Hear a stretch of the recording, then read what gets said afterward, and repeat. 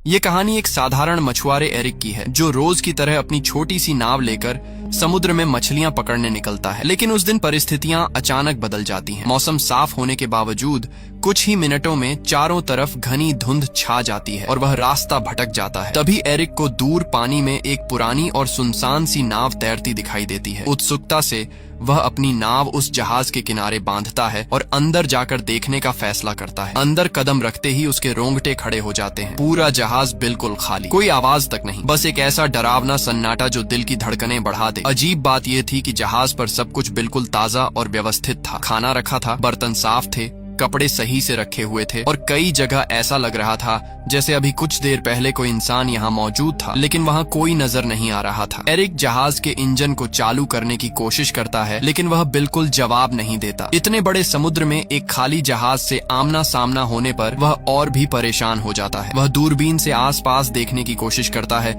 शायद कोई दूसरी नाव या मदद का संकेत मिल जाए, लेकिन धुंध इतनी घनी होती है कि कुछ भी दिखाई नहीं देता। आखिरकार वह कंट्रोल रूम में जाता है और रेडियो से मदद मांगने की कोशिश करता है। वह संदेश देता है कि यह जहाज समुद्र में फंसा है और किसी को उसकी आवाज सुनाई दे तो तुरंत जवाब दे। रेडियो पर मैसेज भेजने के बाद एरिक अपने जहाज की ओर लौटने के लिए डेक पर आता है, लेकिन जैसे ही नीचे देखता है उसका चेहरा सफेद पड़ जाता है। उसकी अपनी छोटी नाव वहाँ होती ही नहीं है, जबकि उसने उसे मजबूती से बांधा था। इतना ही नहीं, कुछ ही क्षण पहले तक फैला घना धुंध भी अचानक गायब हो चुका था और आसमान बिल्कुल साफ हो गया था। समय दोपहर का हो चुका था। उसे समझ नहीं आता कि यह सब कैसे और कब हुआ। अब उसके पास कोई दूसरा रास्ता नहीं था। वह वापस उसी रहस्यमयी जहाज में लौट जाता है और नक्शों के सहारे समझने की कोशिश करता है कि वह आखिर कहाँ पहुँच गया है। उसे जल्द ही एहसास होता है कि इंजन ठीक किए बिना यहाँ से निकलना असंभव है। वह पूरे जहाज में औजार ढूंढता है और घंटों की मेहनत के बाद इंजन को ठीक कर देता है। उसके लिए ये सबसे राहत भरा पल होता है, लेकिन समस्या अभी खत्म नहीं होती। वह फिर से रेडियो पर संपर्क करने की कोशिश करता है, लेकिन एक बार फिर कोई उत्तर नहीं मिलता। थका हुआ एरिक ऊपर की तरफ आता है और उसे अचानक पेशाब जाने की जरूरत महसूस होती है। आसपास कोई नहीं दिखता तो वह सोचता है कि जहाज के किनारे जाकर ही निपट लेता है, लेकिन जैसे ही वह किनारे पर खड़ा होता है अचानक कोई उसे जोर से धक्का दे देता है। वह सीधे समुद्र में गिर जाता है। तेज धार और हवा के दबाव में वह वापस ऊपर आने की कोशिश करता है, लेकिन बहुत मुश्किल से जहाज से लटकती रील को पकड़कर खुद को डूबने से बचा लेता है। हिम्मत करके वह धीरे धीरे खींचते हुए दोबारा जहाज पर चढ़ता है। अभी वह पूरी तरह संभला भी नहीं था कि दोबारा नीचे टॉयलेट जाने उतरता है। तभी अचानक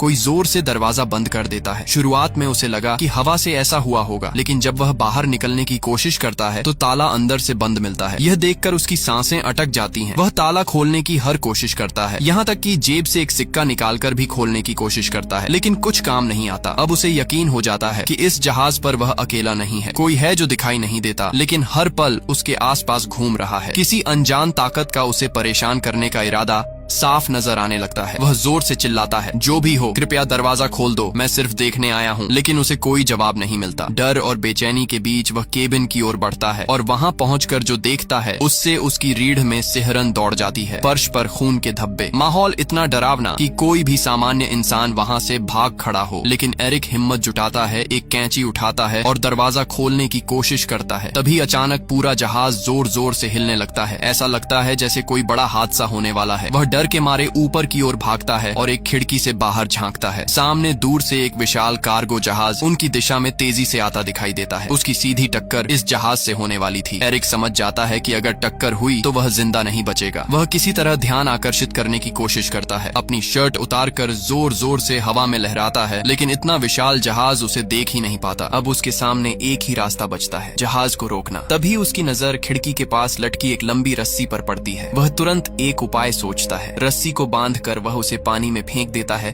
ताकि जहाज की गति रुक जाए, लेकिन उल्टा मुसीबत और बढ़ जाती है। रस्सी इंजन के ब्लेड में फंसकर अंदर की ओर खींच जाती है और उसका फंदा सीधा एरिक के गले में लिपट जाता है। जोर की खींच से उसकी सांसें रुकने लगती हैं। हालांकि आखिरी पल में वह एक औजार से रस्सी काटकर खुद को किसी तरह बचा लेता है। रस्सी से गला जकड़ जाने की घटना के बाद एरिक की गर्दन पूरी तरह लाल पड़ चुकी थी। उसका दम घुट चुका था और वह लगभग मर ही गया था, लेकिन आखिरी क्षण में उसने अपनी बची हुई ताकत जुटाकर खुद को उससे छुड़ा लिया। इंजन में रस्सी फंस जाने से नाव की रफ्तार अचानक धीमी हो गई, पर यह राहत बस कुछ ही पलों की थी, क्योंकि सामने से आते विशाल कार्गो जहाज ने बिल्कुल भी रुकने के संकेत नहीं दिखाए। कुछ ही सेकंड में उस भारी जहाज ने उसकी नाव को जोरदार टक्कर मारी। ये टक्कर इतनी भयानक थी कि पूरा छोटा जहाज हिल उठा और एरिक फर्श पर जा गिरा। उसके सिर में गहरी चोट लगी और तुरंत बेहोशी छा गई। जब कुछ देर बाद उसे होश आया तो उसने खुद को फिर उसी बाथरूम में पाया जहां अब पानी लगभग उसकी गर्दन तक भर चुका था। लेकिन जो बात उसे सबसे ज्यादा भयभीत करती थी वह यह थी कि यह पानी समुद्र का नमकीन पानी नहीं था, बल्कि एकदम मीठा और साफ था, मानो कोई जानबूझकर उसे मानसिक रूप से तोड़ने के लिए हर कदम सोचे समझे तरीके से उठा रहा हो। थक कर टूट चुका एरिक अब विनती करने लगा, जो भी हो कृपया मुझे यहाँ से जाने दो। लेकिन पूरे जहाज में वही खामोशी थी जो हर बार उसे और भी ज्यादा डराती थी। भूख और प्यास से बेहाल होकर उसने शॉवर से बचे हुए पानी को पिया, पर कुछ ही क्षणों में वह भी खत्म हो गया। जब उसने सिंक से पानी पीने की कोशिश की तो पानी का स्वाद बदल चुका था, अब वह खारा था। इसी से उसे अंदाजा हुआ कि कहीं न कहीं जहाज में रिसाव हो चुका है और समुद्र का पानी अंदर आने लगा है। यह समझते ही उसकी घबराहट और भी बढ़ गई, क्योंकि इसका मतलब था कि यह नाव अब ज्यादा देर पानी पर नहीं टिक पाएगी। उसने दरवाजा खोलने की कोशिश की, लेकिन वह बाहर से बंद था। ऐसा लग रहा था कि कोई अदृश्य ताकत उसके हर कदम पर नजर रख रही है और उसे बाहर निकलने से रोक रही है। रात होने तक पानी लगातार बढ़ता गया और वह बहुत थक चुका था। आखिरकार थकावट से उसकी आंख लग गई। रात में समुद्र पर तेज तूफान आया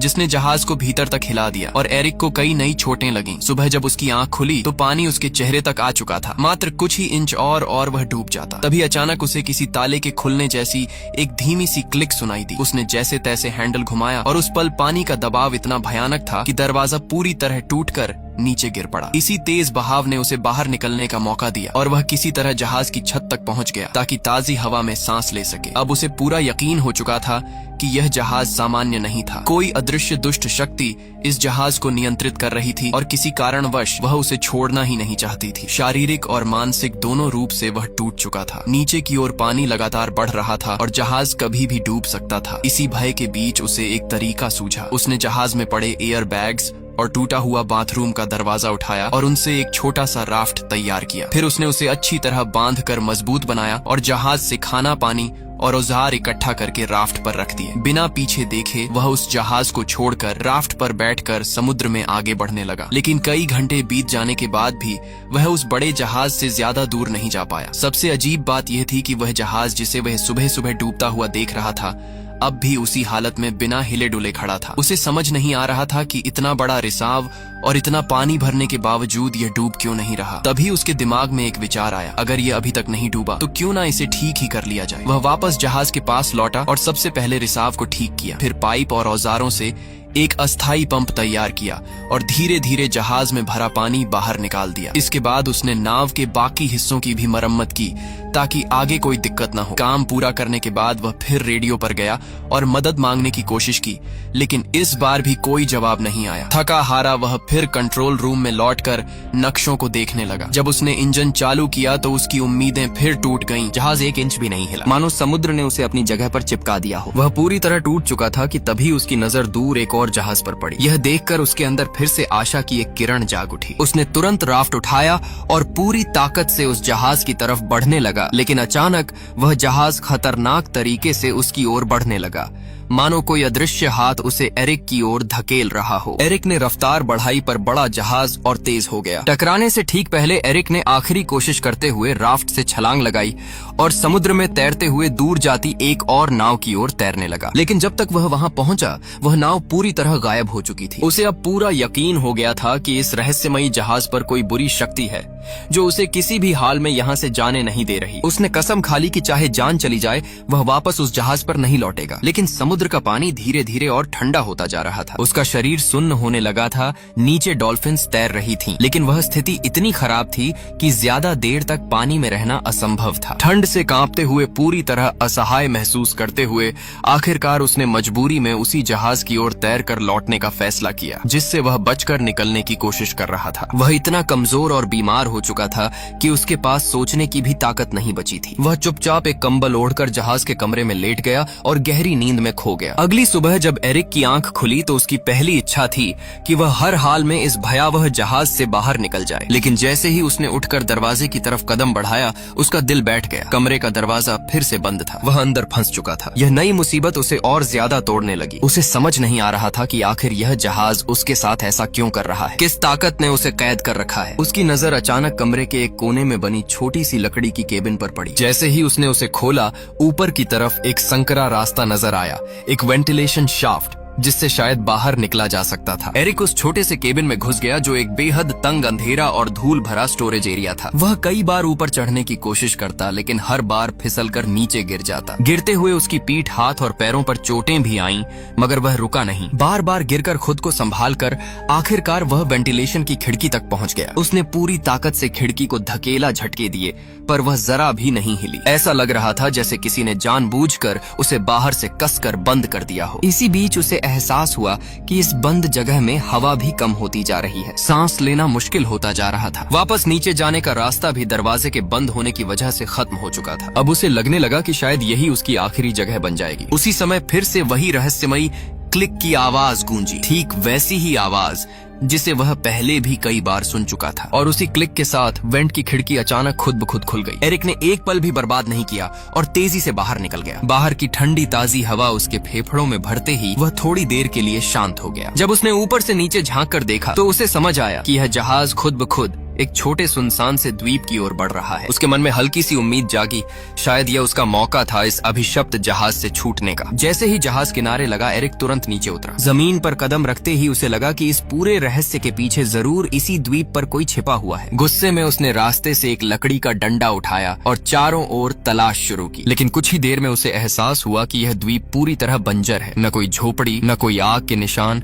न पैरों के निशान। यहाँ किसी इंसान के होने का तो सवाल ही नहीं था। यह देखकर उसका गुस्सा अब डर में बदल गया। आखिर यह सब कौन कर रहा है? द्वीप से बाहर निकलते ही उसकी नजर एक अजीब दृश्य पर पड़ी। वही रहस्यमयी जहाज जिसने उसे यहाँ तक पहुँचाया था, अब शांति से समुद्र की सतह पर आगे बढ़ रहा था, मानो किसी और शिकार की तलाश में हो। यह देखकर एरिक को पूरा यकीन हो गया कि यह जहाज इंसानों द्वारा नहीं, बल्कि किसी अंधेरी खतरनाक शक्ति द्वारा नियंत्रित है। अगर उसे अपनी जान बचानी है तो उसे तुरंत इस द्वीप से निकलने का कोई रास्ता खोजना होगा। वह खोजबीन करते करते द्वीप की सबसे ऊंची चोटी तक पहुंच गया। वहां से उसे दूर एक और द्वीप दिखाई दिया, लेकिन वह इतना दूर था कि वह वहां क्या हो रहा है कुछ समझ नहीं पाया। फिर वह द्वीप के पीछे की तरफ घूमते हुए नीचे उतरा और तभी उसकी सांसें अटक गईं। वह ठीक उसी जगह पहुंच चुका था जहां से उसकी पूरी घटना की शुरुआत हुई थी। वही किनारा, वही वातावरण और सबसे चौंकाने वाली बात, उसकी अपनी छोटी नाव वहीं बंधी हुई थी, ठीक उसी स्थिति में जैसे उसने पहले दिन छोड़ी थी। यहाँ तक कि आसपास खड़े लोग भी